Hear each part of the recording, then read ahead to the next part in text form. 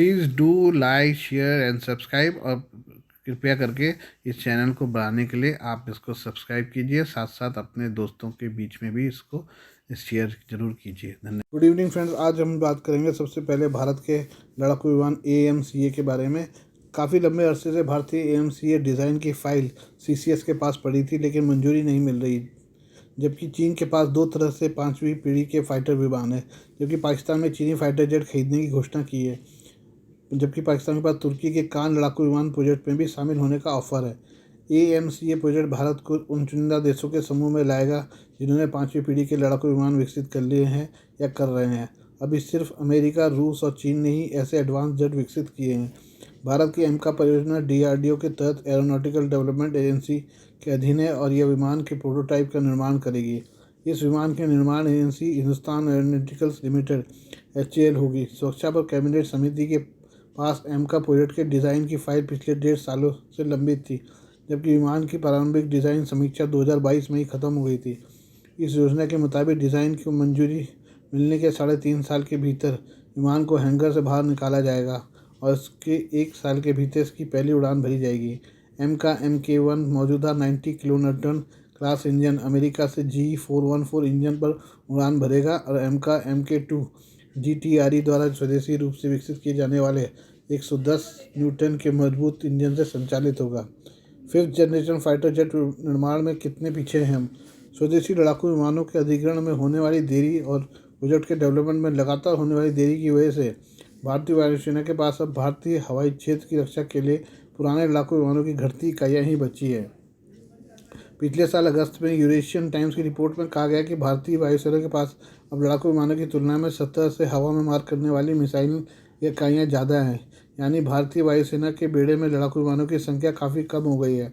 भारतीय AMCA advance medium combat aircraft project को लेकर सवाल इसलिए उठ रहे हैं क्योंकि इसे 10 साल पहले शुरू किया गया था, लेकिन इसका डेवलपमेंट काफ़ी धीमा रहा है। इस प्रोजेक्ट के तहत फाइटर जेट के डिज़ाइन को अंतिम रूप दे दिया गया था और प्रधानमंत्री मोदी की अध्यक्षता वाले सुरक्षा पर कैबिनेट समिति को धन आवंटन के लिए भेजा गया था, जहां फाइल अटकी हुई थी। मीडिया रिपोर्ट्स के मुताबिक इस प्रोजेक्ट के शुरुआती चरण की ही लागत 15,000 करोड़ रुपए है। लिहाजा इस फाइल को मंजूरी न मिलने के पीछे बजट का संकट था। हाल ही में DRDO प्रमुख डॉक्टर समीर V कामत ने एक बयान में कहा था कि अगर सुरक्षा समिति से फंड आवंटित कर भी दिया जाता है तो भी पहले प्रोटोटाइप के बनने में कम से कम 7 वर्षों का समय लगेगा, और पहले प्रोटोटाइप को अगर टेस्ट के बाद मंजूरी मिल जाता है तो उसके 3 सालों के बाद विमान को इंडियन एयरफोर्स के हवाले कर दिया जाएगा। यानी अब जबकि फ़ाइल को मंजूरी मिली है और अगर इसी साल फंड भी जारी कर दिए जाते हैं तब जाकर 2034 तक 5वीं पीढ़ी के विमान भारतीय वायुसेना को मिल पाएंगे। हालांकि 2022 में DRDO ने संकेत दिया था कि एमका प्रोजेक्ट के तहत बने स्टील्थ फाइटर जेट 2025-26 तक उड़ान भरने में कामयाब हो जाएगा, लेकिन अब ऐसा करना संभव नहीं है। अभी तक दूसरी चिंता इस बात को लेकर है कि इस प्रोजेक्ट में इतनी देरी होने से कहीं इसका हाल भी तेजस प्रोजेक्ट जैसा ना हो जाए। सोवियत मूल के MiG-21 बेड़े को बदलने के लिए 1993 में स्वीकृत तेजस प्रोजेक्ट में काफ़ी देरी हुई है। इस प्रोजेक्ट के तहत 2015 तक एयरफोर्स को तेजस MK1 फाइटर जेट मिलने जाने चाहिए थे, लेकिन तेजस विमानों की डिलीवरी अब जाकर शुरू हुई है, जिसकी वजह से इंडियन एयरफोर्स के पास विमानों की काफ़ी कमी हो गई है। चीन और पाकिस्तान हमसे कितने आगे हैं? चीन के पास पहले से ही 150 से ज़्यादा J-20 5वीं पीढ़ी के स्टेल्थ फाइटर विमान है और PLA वायुसेना की योजना 2027 तक इनमें से 400 विमानों और हासिल करने की है। यानी चीन के पास 500 से ज़्यादा फाइटर जेट्स हो जाएंगे, जबकि पाकिस्तान 5वीं पीढ़ी के J-31 विमान हासिल करने के लिए पहले ही चीन से संपर्क कर चुका है और 2029 की समय सीमा की बात कर रहा है। पाकिस्तानी वायुसेना की कोशिश चीन से कम 100 स्टेल्थ फाइटर जेट खरीदने की है। इसके अलावा पाकिस्तान के पास तुर्की के कान फाइटर जेट प्रोजेक्ट में भी शामिल होने का ऑफर है। इसका प्रोडक्शन अब तुर्की ने शुरू कर दिया है। पिछले महीने तुसास ने एक वीडियो शेयर किया है जिसमें कान 5वीं पीढ़ी के लड़ाकू जेट को उड़ान भरती और फिर उत्तरी अंकारा में एक हवाई अड्डे पर लौटते हुए दिखाया गया है। इसमें कोई शक नहीं कि तुर्की के लिए एक ऐतिहासिक उड़ान है, लेकिन अगर पाकिस्तान को ये फाइटर जेट मिलते हैं तो भारत के लिए एक सिद्धांत साबित हो सकता है, क्योंकि भारतीय स्टेल्थ फाइटर जेट प्रोग्राम एमका को अभी रक्षा मंत्रालय में मंजूरी ही मिली है और पहले विमान के बेड़े में शामिल होने में कम से कम 10 साल और लगेंगे। पाकिस्तान की सेना ने इसी साल जनवरी महीने में घोषणा की थी कि उसने चीन से 5th generation fighter jet AFC-31 J-31 double engine वाले स्टेल्थ लड़ाकू विमान खरीदने करने की योजना बनाई है और ऐसा करके उसकी योजना फाइटर जेट हासिल करने की रेस में भारत से आगे निकलना है। लेकिन पाकिस्तान ने तुर्की को भी कहा है कि वो उसे स्टेल्थ फाइटर जेट का हिस्सा होना चाहता है। यानी पाकिस्तान चीन और तुर्की दोनों के स्टेल्थ फाइटर जेट का हिस्सा बनने की योजना रखता है। हालांकि आर्थिक संकट की वजह से पाकिस्तान इस प्रोजेक्ट में किस हद तक शामिल हो पाएगा ये भी कहना मुश्किल है, लेकिन पाकिस्तान अपने इरादे कम से कम जाहिर कर दिए हैं।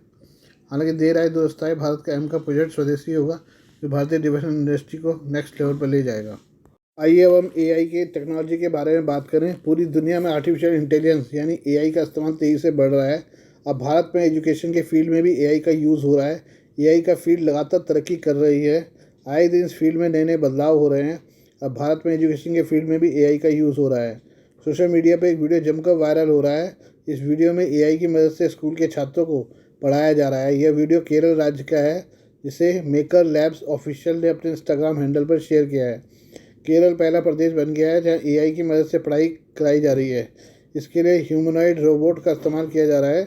जनरेटिव एआई स्कूल टीचर को पिछले महीने ही स्कूल में शामिल किया गया था, जो कि अब विद्यार्थियों के बीच काफ़ी लोकप्रिय हो गई है। वीडियो में केरल के जनरेटिव एआई स्कूल में एक महिला एआई टीचर साड़ी पहनकर बच्चों से मिलते हुए नजर आ रही है। वह स्कूल के बच्चों के साथ हाथ मिलाते हुए नजर आई। इस ह्यूमनॉइड रोबोट का नाम आइरिस रखा गया है। एआई टीचर आइरिस 3 विषय में बात कर सकती है। इसके साथ आइरिस किसी भी कठिन से कठिन सवाल का मिनटों में आसान तरीके से जवाब भी दे सकती है, ताकि उनके सवाल बच्चों को आसानी से समझ में आ सकें। एआई रोबोट को लाने वाली कंपनी मेकर लैब्स एडुटेक के मुताबिक आइरिस केरल में नहीं बल्कि देश में पहली जनरेटिव एआई टीचर है। एआई टीचर आइरिस का नॉलेज बेस चैट जीपीटी जैसे प्रोग्रामिंग से बनाया गया है।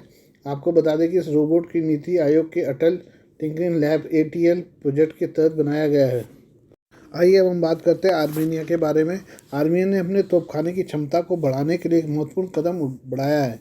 आर्मीनिया ने हाल ही में भारत से $155 मिलियन के निवेश से 84 एडवांस टोर्ड आर्टिलरी गन सिस्टम ATAGS खरीदने के लिए डील की है। आर्मेनी की ओर से इस फैसले की पुष्टि कर दी गई है। यह सौदा दोनों देशों में रक्षा क्षेत्र में एक उल्लेखनीय विकास का प्रतीक है। साथ ही वैश्विक मंच पर हथियार आपूर्तिकर्ता के रूप में भारत के उभरते कद को भी दर्शाता है। आरबीआई ने बीते कुछ समय से हथियारों के लिए रूस पर अपनी निर्भरता को कम करते हुए भारत की ओर हाथ बढ़ाया है। ATAGS एडवांस टोर्ड आर्टिलरी गन सिस्टम निजी क्षेत्र की संस्थाओं के सहयोग से रक्षा अनुसंधान और विकास संगठन DRDO द्वारा विकसित एक संयुक्त परियोजना है।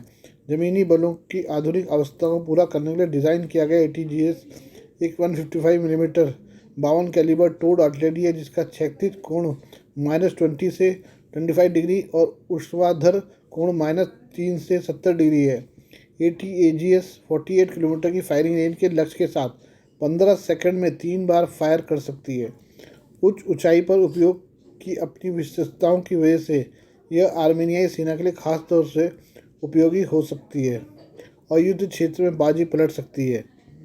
आर्मेनिया ने भारत से ATAGS अधिग्रहण ऐसे समय किया है जब उनका अजरबैजान के साथ तनाव चल रहा है। देश चल रही सुरक्षा चुनौतियों, विशेष रूप से नागोर्नो काराबाख क्षेत्र पर अजरबैजान के साथ अपने संघर्ष के चलते आर्मेनियाई सशस्त्र बलों को आधुनिक बनाने की कोशिश में जुटा है।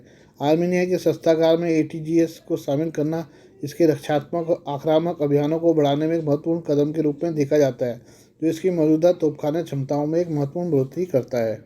आज के लिए बस इतना ही। बाकी मिलते हैं कल आपसे नई खबरों के साथ। धन्यवाद।